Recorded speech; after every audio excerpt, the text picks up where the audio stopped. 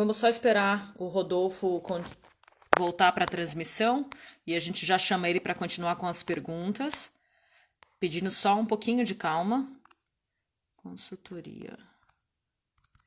Ele ainda não conseguiu se conectar, mas já já o Rodolfo, que está com a gente nessa noite, tirando as dúvidas sobre intensificação de pastagem, ele conversou bastante com a gente e agora a gente está tirando as dúvidas, já foram as dúvidas por e-mail e a gente está conversando um pouco sobre as perguntas que estão chegando, né? O Rodolfo, que é engenheiro agrícola, ele atende bastante aras conhecidos também para o Criatório Nacional Brasileiro e que hoje, gentilmente, veio conversar com a gente sobre intensificação de pastagem. Vamos esperar mais um pouco, por enquanto ele não entrou ainda. Vamos ver se ele já aparece mais um pouquinho só.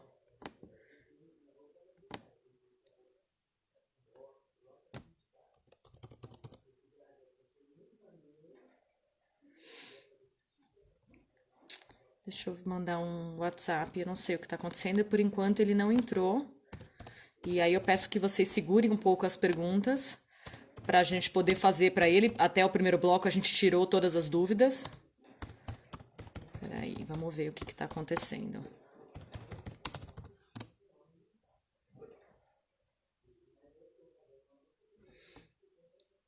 Acho que é a conexão dele.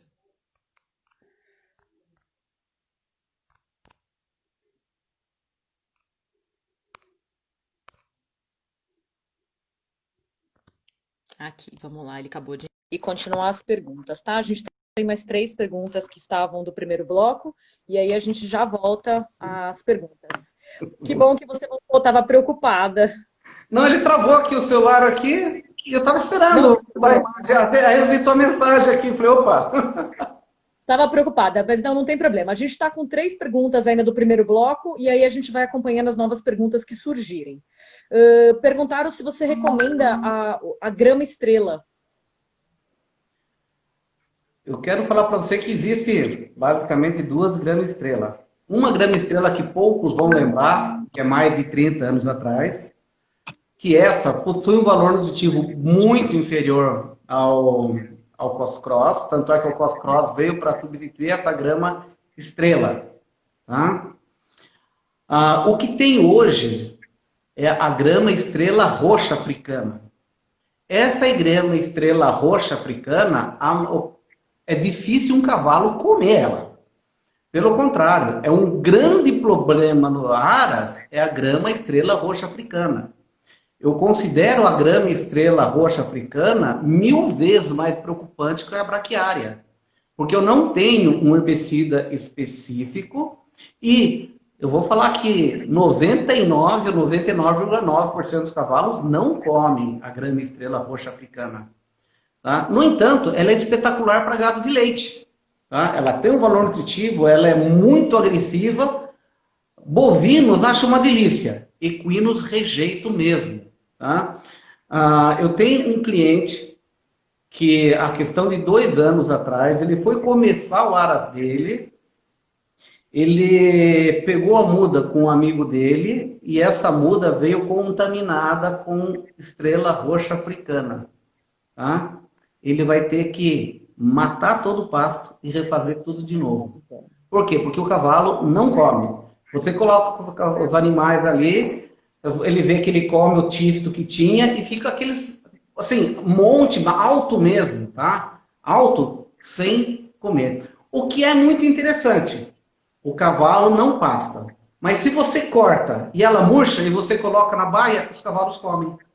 Tá? Não sei por quê.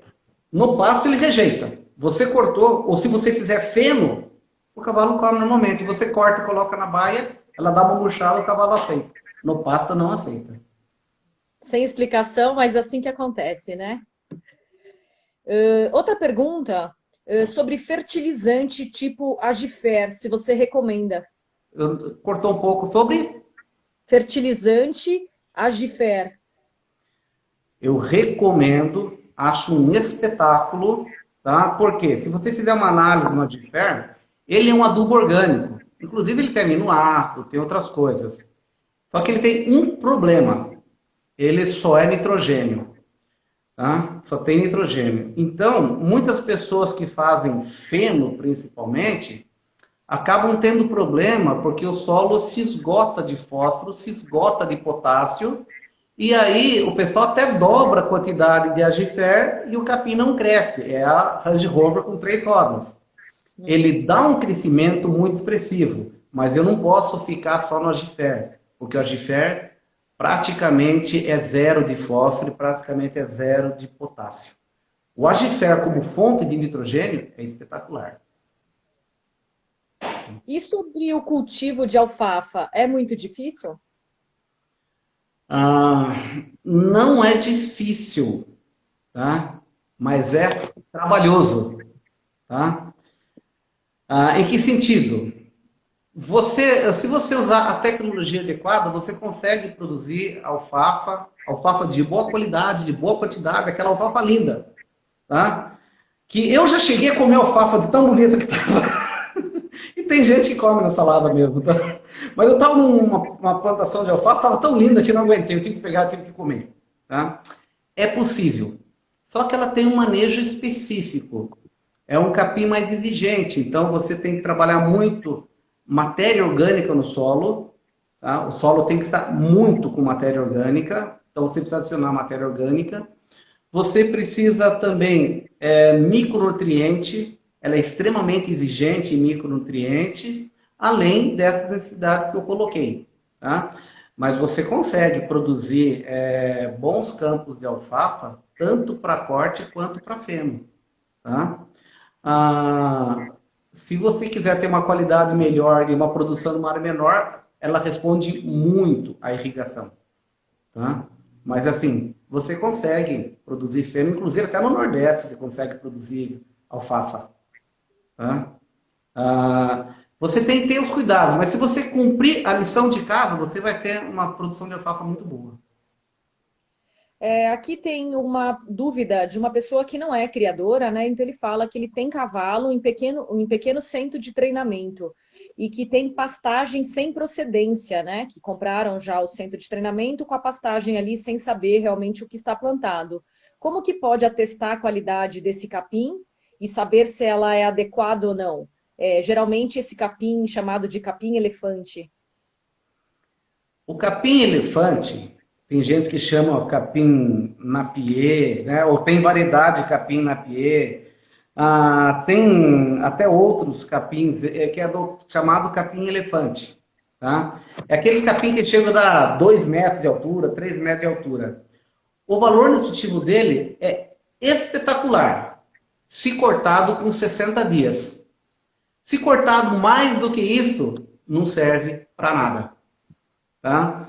Então, quando eu falo de capim elefante, você está dando um tiro no escuro. Se a pessoa estiver cortando com até 60 dias, mas assim, no máximo com 90 dias, né, entre 60 eu já perdi muita qualidade nutricional. Mas se tiver com mais de 90 dias, você está dando talo só, você está dando fibra e fibra de baixa qualidade. Então, ele vai do capim excelente, novo, para o capim péssimo, acima de 90 dias. Tá? O que você pode fazer? Você pode pegar uma amostra desse capim e encaminhar, por exemplo, lá na Exalc, lá em Piracicaba, tem o Exalc Lab. Tá? Você pode mandar para lá e pedir para fazer análise bromatológica. Aí você vai saber exatamente o que o teu cavalo está comendo. Tá? Tá. Sendo que é importante para você mandar para lá, você secar esse capim no sol, tá? Para que ele não embolore durante o envio. Mas entra lá, Exalc Lab, né? Que é o laboratório de bromatológico, custa acho que em torno de R$ 60 a análise.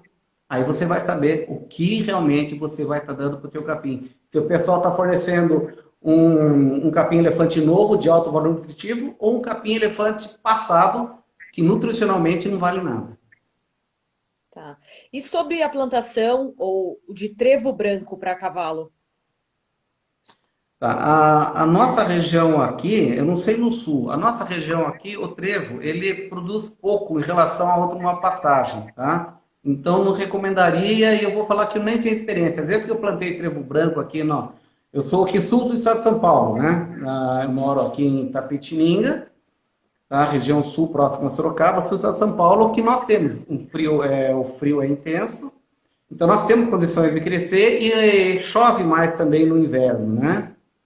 É quase clima do Paraná. Mas às vezes que nós plantamos não houve muito resultado, né? Então o pessoal tem plantado mais o famoso aveia, centeio ou azevém para o cavalo, né? Principalmente aveia e azevém.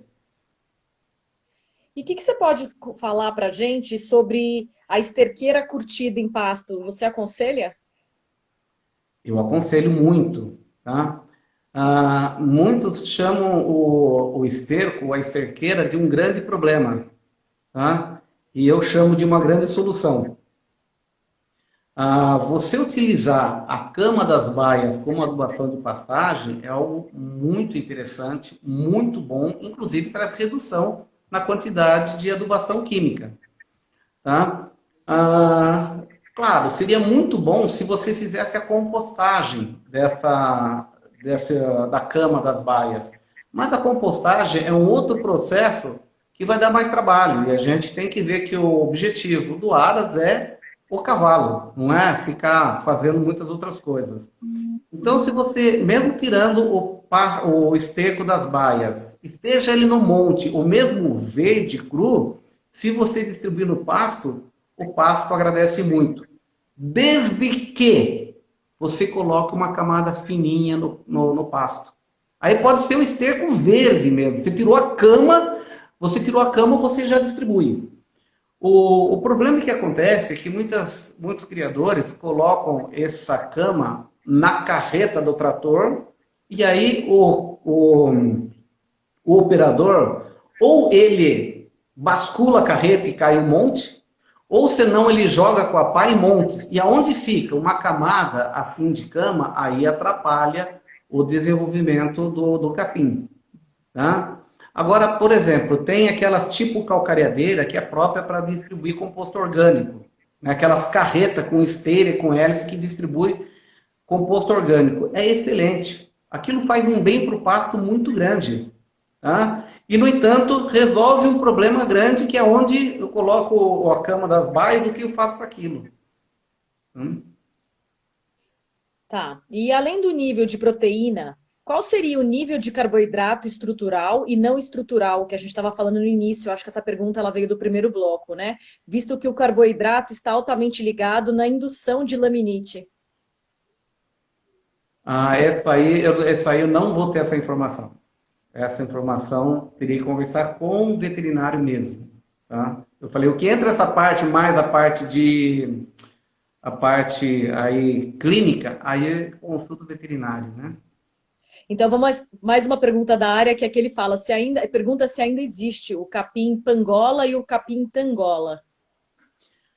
Olha, existe. Eu recebi esses dias uma pastagem muito bonita do capim pangola, lá do Nordeste. Um pangola irrigado, lindo, lindo. Mas fazia muitos anos que eu não via pangola. Eu lembro de eu plantar pangola na propriedade da minha família quando eu era adolescente, tinha 12 anos, né?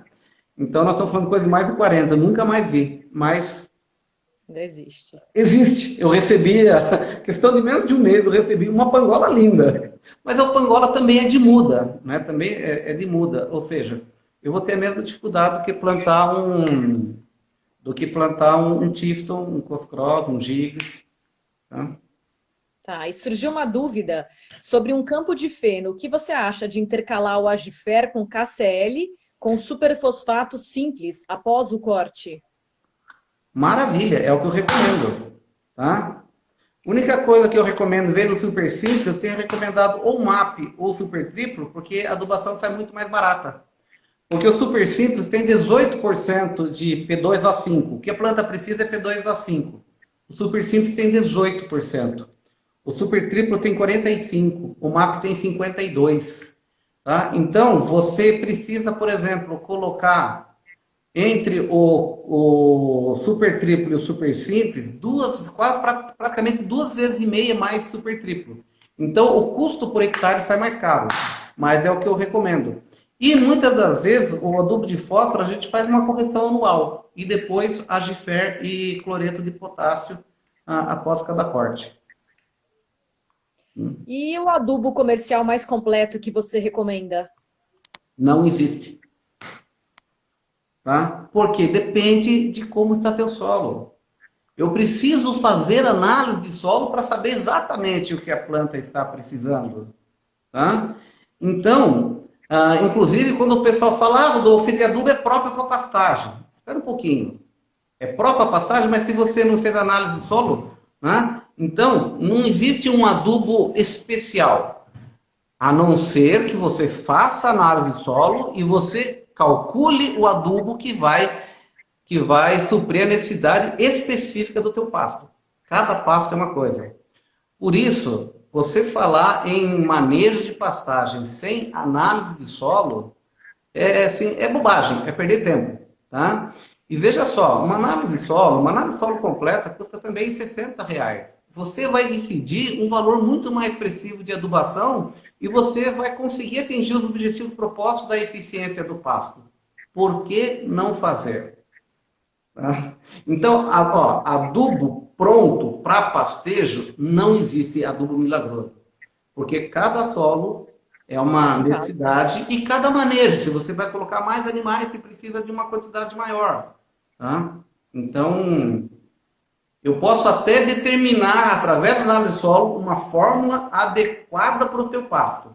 Não é para o teu aras, mas para o aras do vizinho, ou mesmo para o outro piquete, pode ser que seja outra fórmula. Entendi.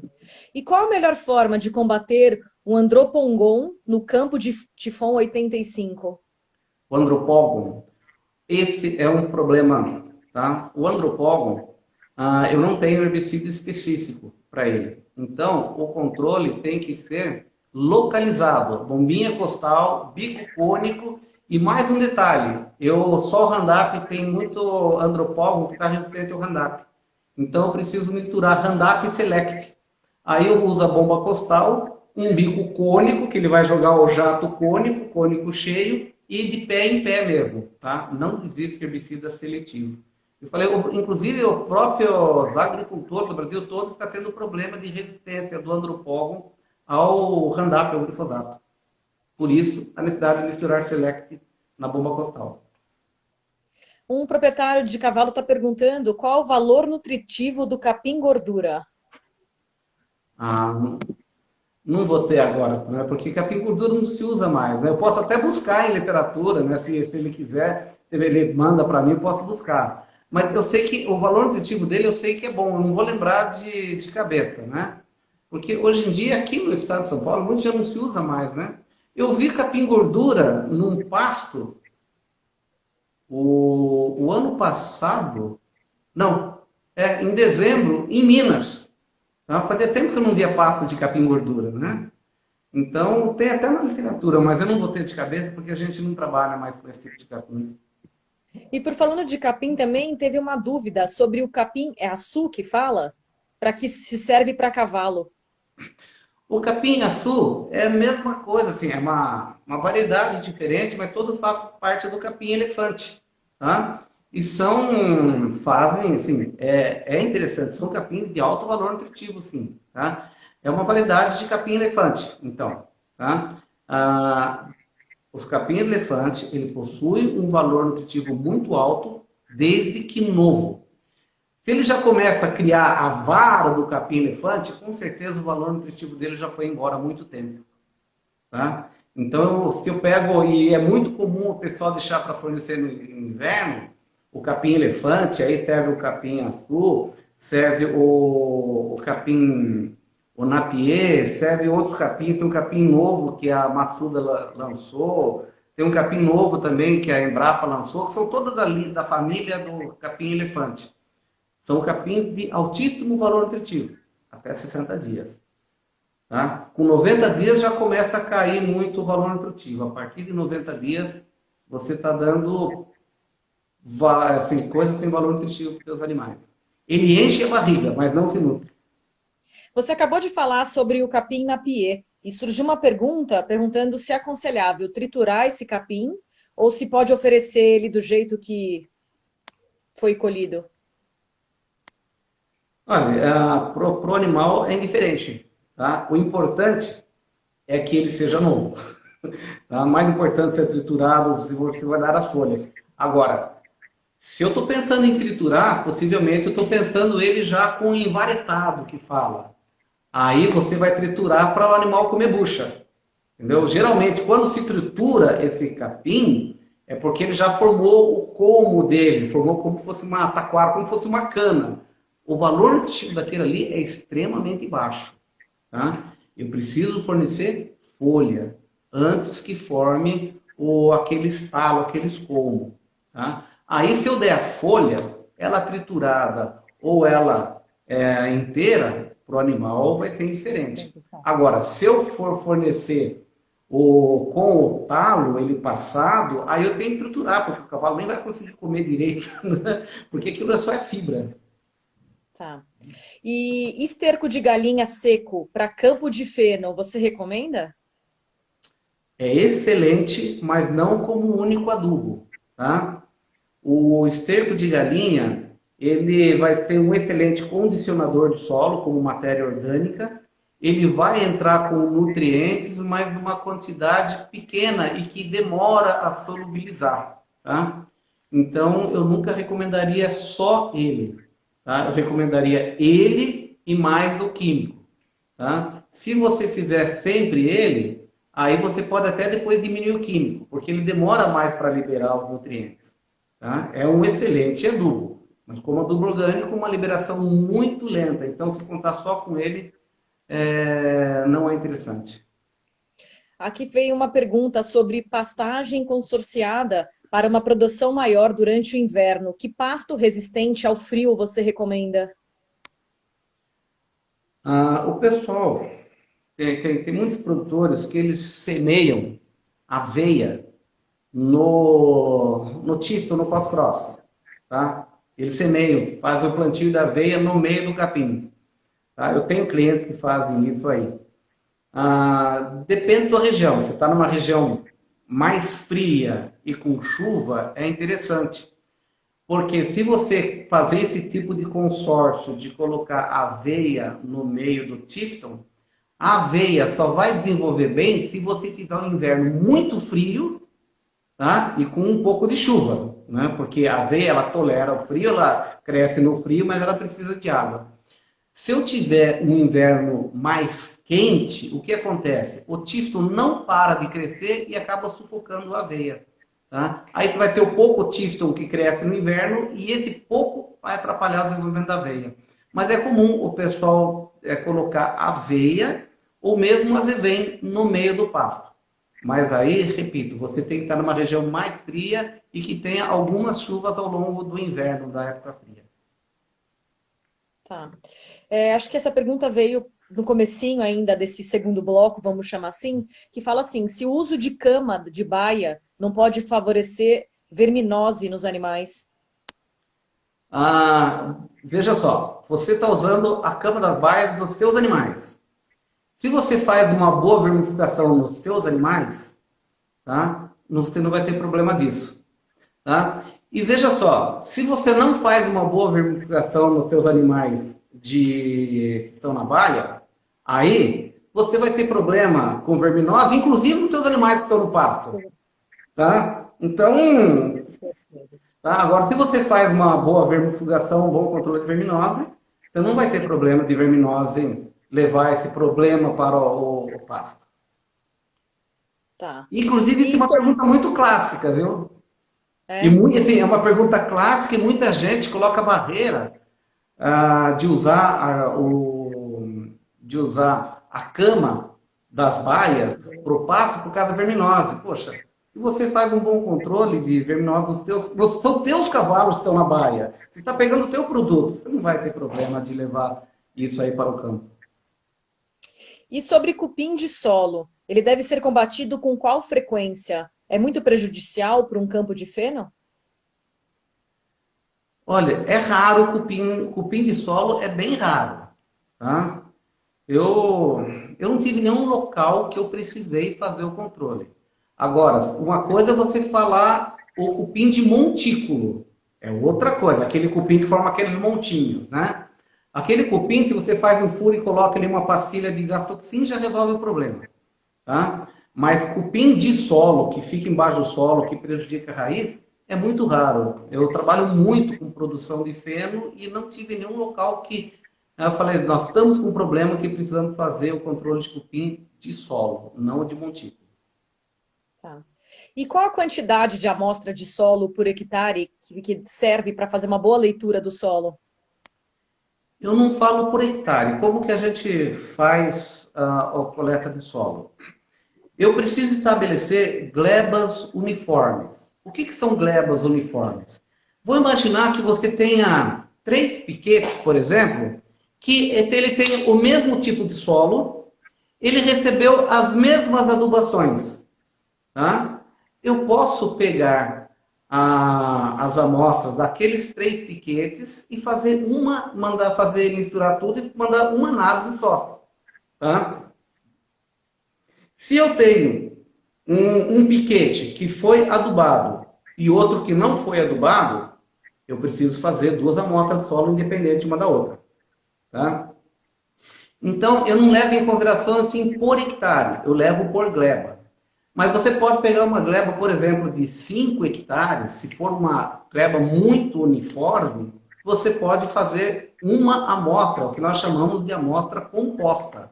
A amostra composta, ela é feita de diversas amostras simples, de diversos pontos que você coletou. Tá? Eu recomendo no mínimo de 8 a 10 pontos, onde você mistura o solo e você obtém uma amostra composta. É mais importante que a terra seja uniforme, em termos de cor da terra. Se você tem uma terra preta e uma terra vermelha, são terras diferentes, você tem que separar as amostras de solo. Se você tem uma terra adubada e uma terra não adubada, você tem que fazer amostras diferentes. Tá? Então, é mais importante essa diferença entre o solo do que propriamente o tamanho. Tá? E de cada local, de 8 a 10, pelo menos. A recomendação oficial é 20, mas com 8 a 10 você já consegue uma boa representatividade. Tá, a gente está quase chegando ao final, tem mais duas perguntinhas aqui. Uma delas é possível consorciar o tifon com leguminosas? Eu não tenho experiência, tá? Eu não tenho nenhuma experiência. Eu acredito que seja você fazer um pasto consorciado, né? Mas eu não tenho experiência, não vi nenhum local, nenhum aras. Teoricamente é possível, tá? Tá. Mas se você pensa que eu preciso de uma lotação adequada, a adubação nitrogenada ela vai também dar um resultado muito bom. Tá? Até porque, mesmo assim, em pastagem para bovinos, onde se usa muito a adubação, desculpe, a consorciação, geralmente dura 3 anos, aí depois uma acaba superando a outra. Geralmente a leguminosa acaba saindo da história. Aqui perguntaram sobre esterco de porco curtido, se ele pode ser usado numa área de feno. Pode ser utilizado sim, tá? Eu já acompanhei uma produção de feno em Minas que eles usavam, mesmo acho que não era nem curtido, eles usavam no sistema de irrigação, mas pode, tá? Mas aquilo que eu falei,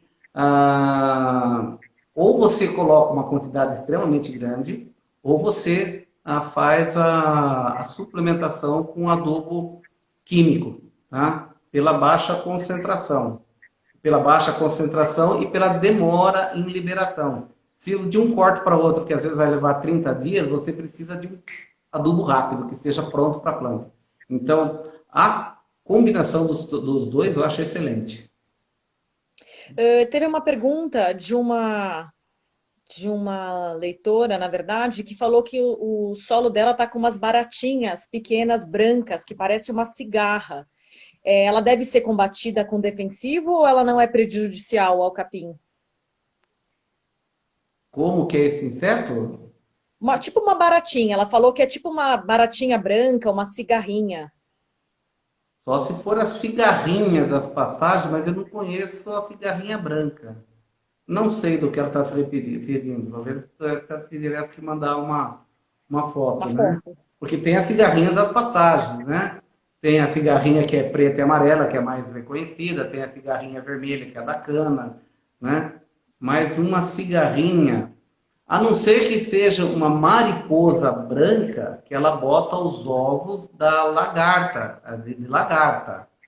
Aí, aí realmente é preocupante, porque ataque de lagarta em pasto é algo que você precisa se preocupar muito, porque às vezes em uma noite apenas as lagartas comem o pasto inteiro, tá? Aí se for esse tipo, né, se for esse tipo de inseto, aí você tem que se preocupar. Se você perceber que tem uma reboleira com ataque de lagarta, corra no dia e faça aquele ataque e faça aquele controle, porque no dia seguinte você pode ter perdido o pasto inteiro. Nossa, que rápido. É Surgiram algumas muito. perguntas. Podemos seguir com mais algumas perguntas? Fique à vontade, você que. 10 minutinhos, não vou te ocupar muito, mas a galera se empolgou. Aqui veio falando sobre gesso agrícola. É interessante usar? Depende da análise de solo. Tá? O gesso agrícola, ele, diferente do calcário, que teve uma pessoa que perguntou, né, a respeito do calcário, você colocar ele a lanço, e eu falei que o cálcio ele penetra muito pouco no solo. O calcário, aonde você coloca, praticamente ele fica. Quando você vai preparar uma área, você vai gradear e incorporar esse calcário. Na média, esse calcário vai fazer efeito nos 20 centímetros, que é o que a área foi trabalhada. Vamos imaginar que eu fiz uma análise mais profunda do solo e, por exemplo, deu baixo cálcio. O calcário, o cálcio do calcário não desce, mas o cálcio do gesso desce. Tá? Vamos imaginar que eu tenho alumínio. Alumínio é veneno para a planta. Alumínio inibe muito o desenvolvimento radicular. Tá? E o alumínio é combatido com o calcário. Tá? Agora, vamos imaginar que na parte mais profunda do solo eu tenho bastante alumínio. Eu não vou conseguir colocar calcário lá embaixo. O gesso, ele é solúvel. Ele se solubiliza e ele vai nas camadas mais profundas do solo. Tá? Ou numa outra situação que eu estou com um teor muito baixo de enxofre. O gesso é uma fonte excelente de enxofre.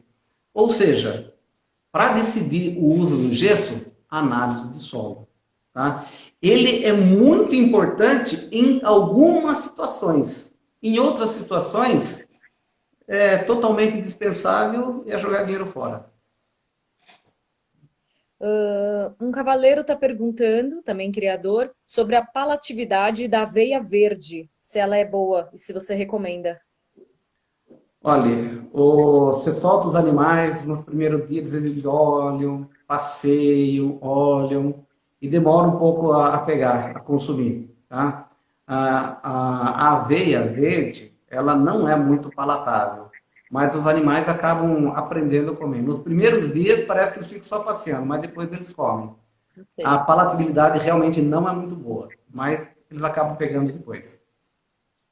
E estão perguntando se você recomendaria a farinha de osso como fonte lenta de fósforo. Olha, eu recomendaria como você é um adubo que tem fonte de fósforo, mas eu não vejo vantagem assim, tá? Eu prefiro já colocar um MAP ou um super triplo que tenha uma disponibilidade rápida de fósforo. Lembrando que o fósforo, ele penetra pouco no solo, mas ele permanece muito mais no solo. O fósforo é muito estável no solo. Então, se eu faço uma boa correção de fósforo, às vezes eu posso ficar 1, 2, 3, 4 anos sem precisar colocar fósforo, né? Então, eu prefiro utilizar uma fonte que eu sei que eu vou colocar, já vai fazer efeito e ele vai permanecer ali por um bom tempo. Tá? Agora, se você tem a um custo muito baixo, alguma coisa assim, talvez valha a pena. Tá. Bom, só para te informar, né? A pessoa mandou uma foto depois para você pelo seu Instagram das tal cigarrinhas brancas, depois você vê no particular. Estamos encerrando por aqui, as perguntas pararam. Com certeza você vai ter algumas perguntas no seu particular do suporte rural. Queria agradecer mais uma vez em nome da BCCH e de todo mundo que entrou. Foi engrandecedor para todo mundo, né? O tema de hoje e você poder tirar as dúvidas ao vivo. E muito obrigada pela tua participação. Tá, estamos à disposição aí para qualquer outra necessidade ou oportunidade que a BCCH souber, né? Precisar, estamos à disposição. Tá? E só aí citando, né, que o nosso Instagram é @suporte rural consultoria, tá? Suporte rural consultoria. Estamos à disposição também, tá? Mas Queria eu que agradecer agradeço a também. vocês aí, eu espero que eu possa ter contribuído com alguma coisa aos criadores e estamos aí à disposição, tá? Eu queria Obrigado a todos agradecer aí também a pela todo mundo que paciência. entrou. Até a próxima, Rodolfo. Até a Obrigada, viu? próxima. Obrigado a Boa você. noite para todo mundo. Boa noite para todo mundo.